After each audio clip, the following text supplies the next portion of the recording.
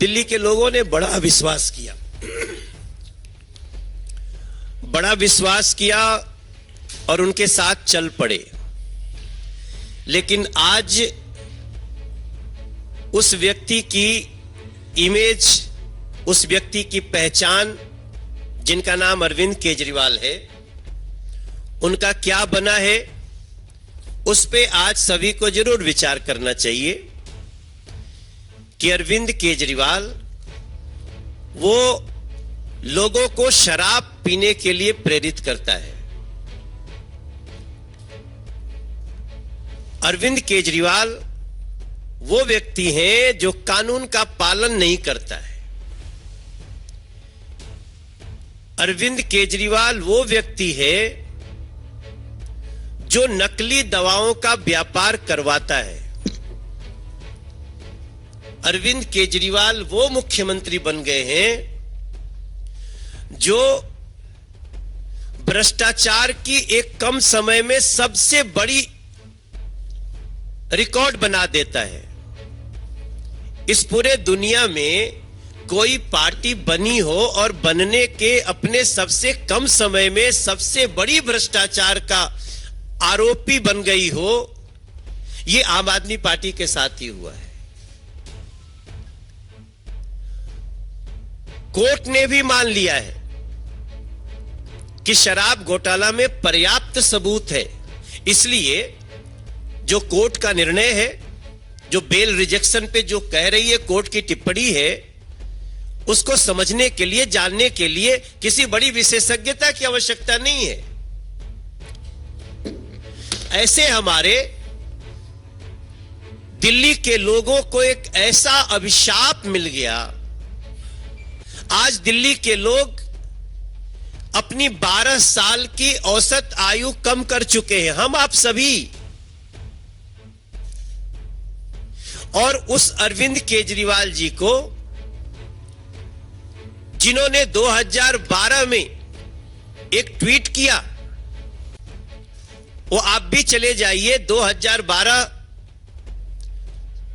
उन्होंने ट्वीट किया था कि मेरा सर शर्म से झुक जाता है जब कोई नेता ईडी सीबीआई के सम्मान का सम्मान नहीं करता।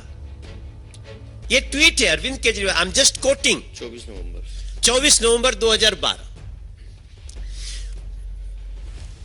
अरविंद केजरीवाल जी ट्वीट करते हैं, मेरा सर शर्म से झुक जाता है जब मैं देखता हूं कि कोई ईडी और सीबीआई के सम्मान का सम्मान नहीं करता। ऐसे लोग भ्रष्टाचारी होते हैं और मैं तो कहता हूं ऐसे लोगों पे आरोप लगते ही अपने पद से तुरंत इस्तीफा दे देना चाहिए। Now I am unquoting. Arvind Kejriwal, ये आप ही हो भाई। तीसरा सम्मन ईडी ने दिया है और कोर्ट की टिप्पणी देख लीजिए। उनके जो नेता बंद हैं उनके प्रति जो उनका कोर्ट की टिप्पणी है, कोर्ट इज नॉट बीजेपी। और मैं तो यह भी सुन रहा हूं, कहते हैं ये इलीगल है। आप मुख्यमंत्री हैं, आप ही के नीचे 2 मंत्री और एक आपका सांसद उसी केस में जेल में है, बेल नहीं मिल रही है। और उसी केस में जब पर्याप्त सबूत होने की बात कोर्ट कह चुकी है, आपको समन करती है, आप जांच में सहयोग नहीं करते, तब दिल्ली आपको भगोड़ा भी समझ लेती है।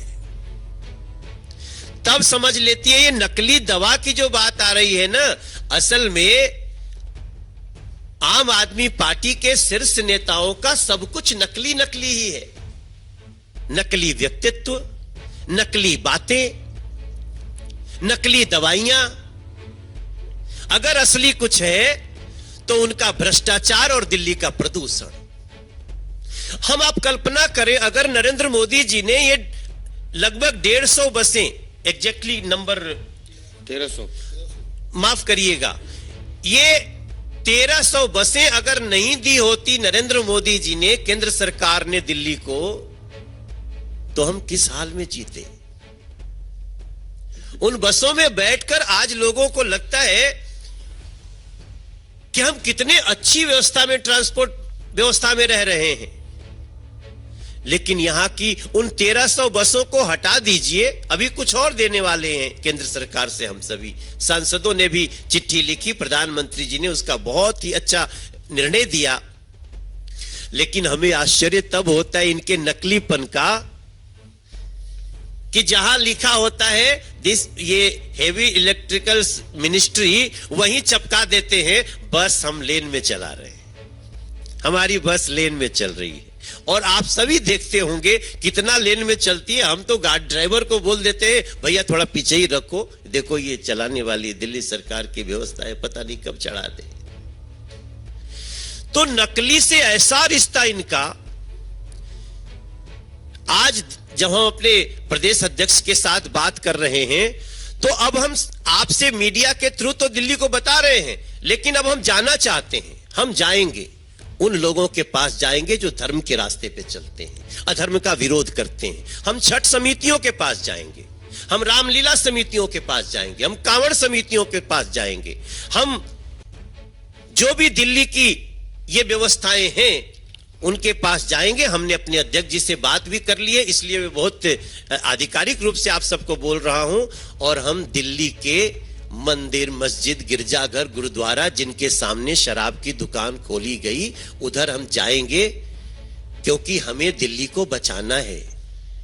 दिल्ली को मौत परोसने वालों से, चाहे प्रदूषण के रूप में हो, नकली दवाइयों के रूप में। अब जैसा हमारे अध्यक्ष जी ने कहा कि यह तो एक त्वरित कार्रवाई है कि आप स्वास्थ्य मंत्री को बर्खास्त करें, लेकिन हमें अपेक्षा आपसे क्या हो सकती है? आप जब स्वयं दोषी होकर के भगोड़ा बन सकते हैं, जांच का सामना नहीं कर सकते, तो हमें अब सड़कों पे भी जाना होगा, लोगों के बीच जाना होगा, और हम ऐसी सरकार की जो असली नकलीपना है वो हम दिखा कर रहे हैं।